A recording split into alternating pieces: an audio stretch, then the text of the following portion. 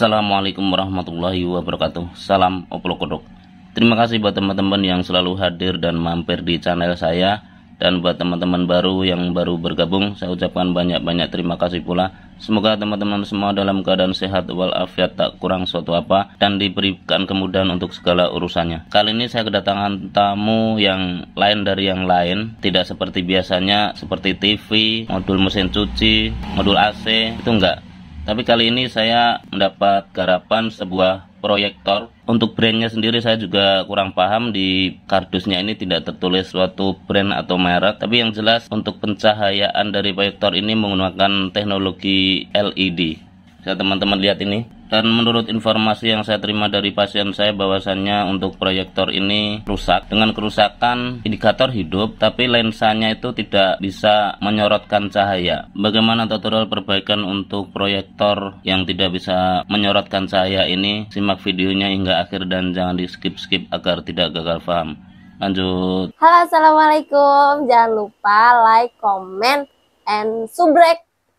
Bye, tong hilap. Inilah proyektor tersebut setelah saya keluarkan dari kardusnya, dan nampaknya untuk proyektor ini ada remote-nya seperti ini teman-teman. Dan untuk spek detailnya bisa teman-teman lihat di sini. Untuk bagian atas terdapat tombol-tombol seperti teman-teman lihat ini, tombol power, tombol source atau sumber. Di sini ada menu dan tombol-tombol yang lain, dan di sini terlihat ada tombol OK. Dan untuk bagian depan di sini mungkin ini infrared karena ada remote-nya ya teman-teman. Ini adalah lensanya. Untuk bagian belakang coba kita lihat. Dan inilah untuk bagian belakangnya. Terlihat di sini ada port VGA, ada 2 port USB, ada 2 port HDMI, audio video in, dan ini untuk headset. Di sisi bawah terlihat ada soket untuk LAN ya teman-teman. Mungkin proyektor ini bisa terhubung dengan internet. Dan di sini terlihat tombol on off untuk on off powernya. Untuk sebelah sisi kanan terlihat di sini mungkin ada speaker kali ini ya. Begitu juga untuk sisi sebelah kiri. Dan untuk sisi atas ini mungkin semacam indikator mungkin ya. Terlihat seperti ini teman-teman. Setelah proyektor ini saya balik teman-teman, ternyata di sini ada labelnya. Dan label tersebut tertulis model IDBTEK BA50. Terlihat ada logo IDBTEK digital LED proyektor, power input AC 110 sampai 240 volt, 50 sampai 60 Hz. Untuk lebih detailnya seperti apa, mari kita colokan. Oke, saya sudah colokan teman-teman, dan benar saja ini adalah indikator power. Selanjutnya coba saya hidupkan dengan memakai remote-nya. Sudah, dan terlihat fan-nya muter ya teman-teman. Bisa teman-teman dengarkan.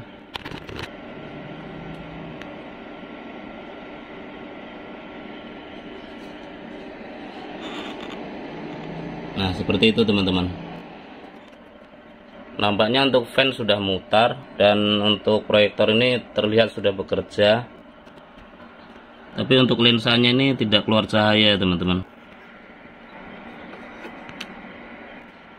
Oke, untuk lebih detailnya seperti apa, mari kita bongkar. Dan inilah dalaman proyektor tersebut setelah saya buka untuk cover atasnya teman-teman. Kalau saya melihat untuk komponen-komponen yang ada di dalamnya ini terlihat ini adalah mainboard utamanya. Dan dari mainboard ini terdapat beberapa soket. Untuk soket yang ini nih tertulis power. Berikutnya untuk soket ini adalah soket K atau tombol-tombol. Selanjutnya untuk soket di sini IO, input output. Untuk soket berikutnya IR atau infrared. Dan terlihat soket fleksibel di sini untuk data. Untuk di sisi sini nih terlihat soket ada 2. Dan di sini pun terdapat antena WiFi mungkin ini ya. Dan terlihat juga di sini modul LAN nampaknya. Dan di sini modul power supply. Dan untuk kali ini power supply sudah saya keluarkan dari posisi aslinya ya teman-teman. Untuk skema power supply ini bisa kita pelajari. Di sini untuk power supply ini terbelah menjadi 2 bagian. Di sisi sini ini adalah bagian primer. Selanjutnya yang di sisi sini ini adalah bagian sekunder. Seperti penelusuran saya sebelumnya, bahwasannya di area primer di sini teman-teman, ini ada gosong. Nih teman-teman.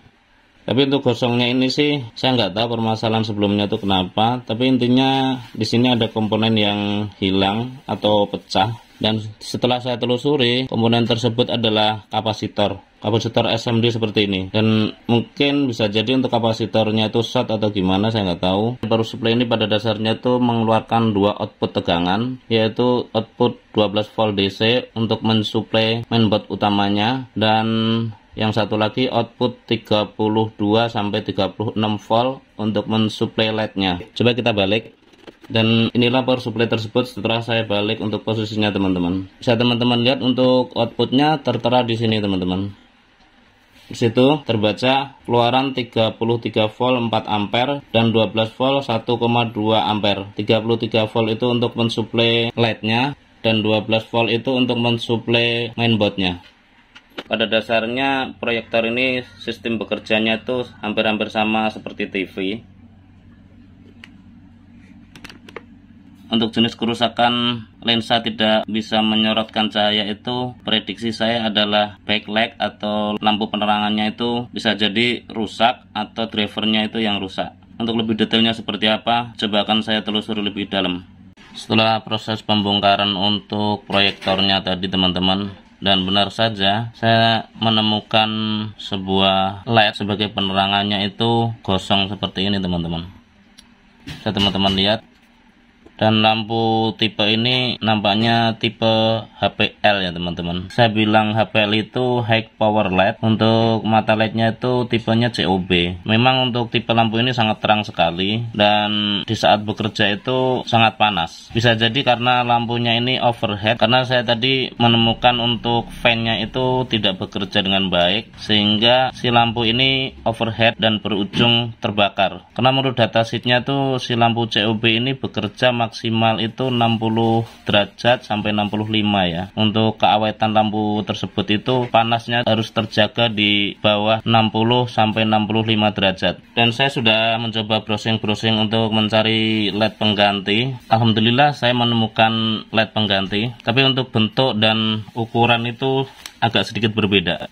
Ini teman-teman, saya beli LED ini di salah satu marketplace, dan untuk link pembeliannya bisa teman-teman lihat di description video ini. Dan untuk spek LED ini tidak jauh berbeda dengan LED sebelumnya, cuma untuk dimensi mata LED-nya itu berbeda ya. Tapi saya kira sih tidak ada masalah ya. Ini sih sifatnya sebagai penerang saja. Dan untuk spek sebelumnya nih saya nggak tahu berapa watt, karena saya sudah coba-coba cari tulisan di sini tidak tertera berapa watt. Seperti ini. Dan di sini untuk LED pengganti ini saya beli dengan spek 100 watt. Kebetulan pelapa membungkus lampu LED-nya ini dengan bungkusnya seperti ini, dan di description barangnya itu memang tertera 100 watt. Bisa kita baca di sini HPL atau high power LED. Untuk warnanya cold white, untuk ampernya itu 3000 mA, dan untuk wattnya itu 100 watt. Pastinya sangat terang ya teman-teman. Dan agar LED ini bisa bekerja dengan awet, itu tentunya kita harus menjaga tingkat kepanasan di LED ini jangan sampai melebihi dari 65 derajat. Selanjutnya LED ini akan saya pasang di proyektornya menggantikan LED aslinya ini. Lanjut, selanjutnya kita fokus ke area sekunder.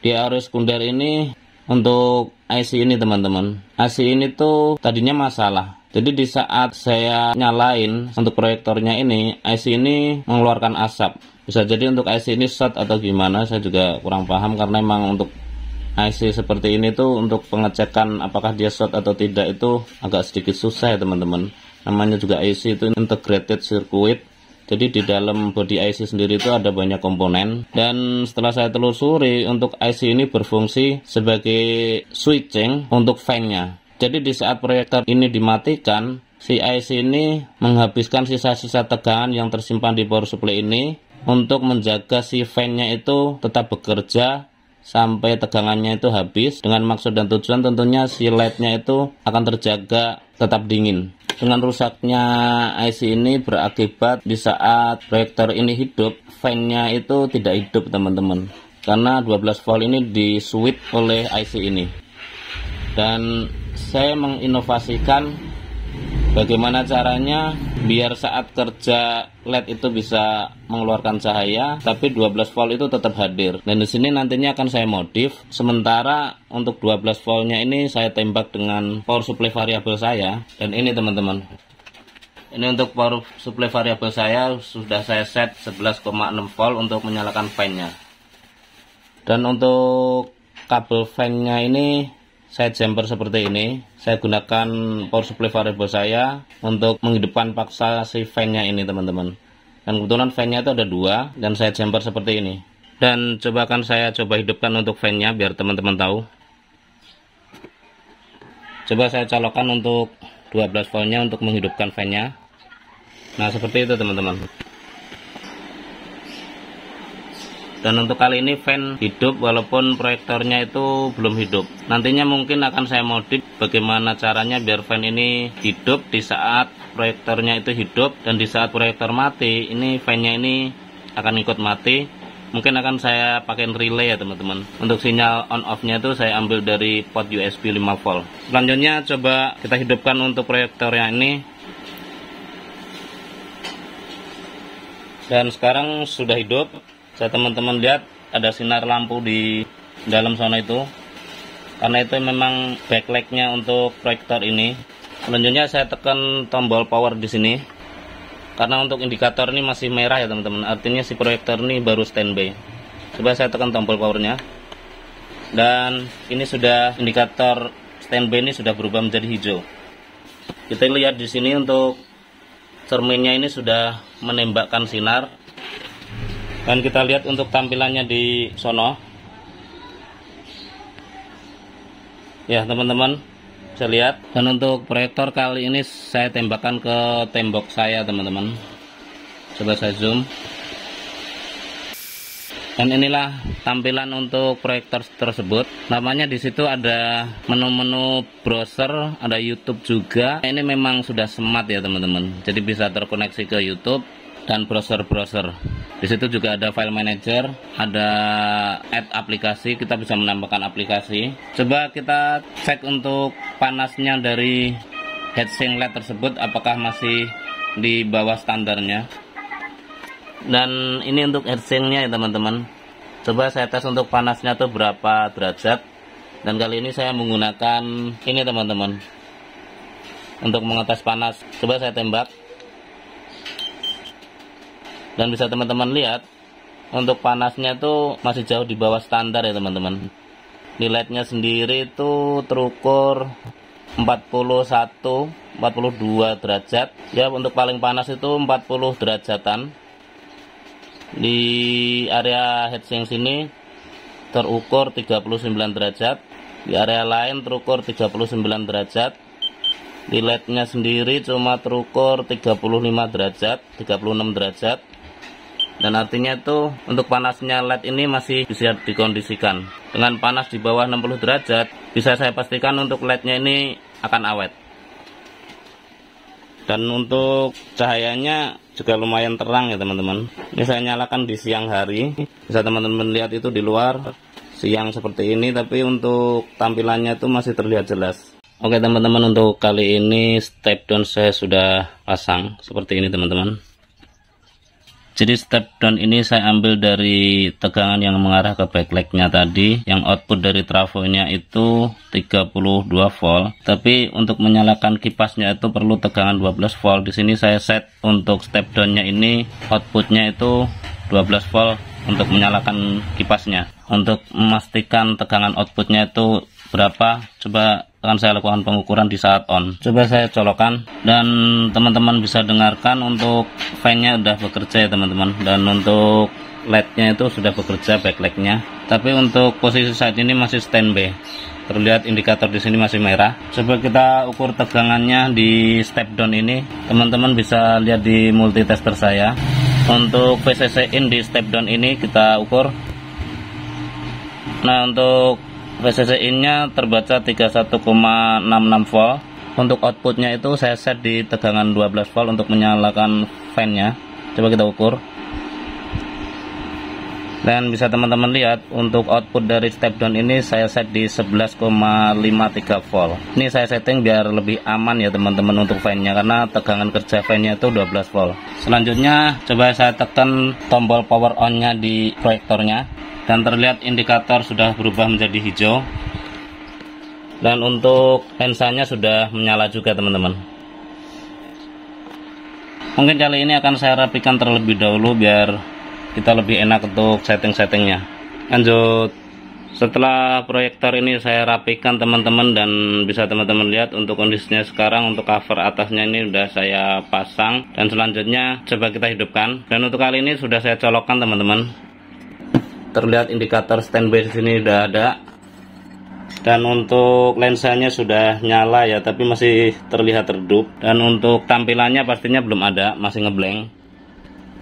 Selanjutnya saya coba tekan tombol powernya di sini, sudah.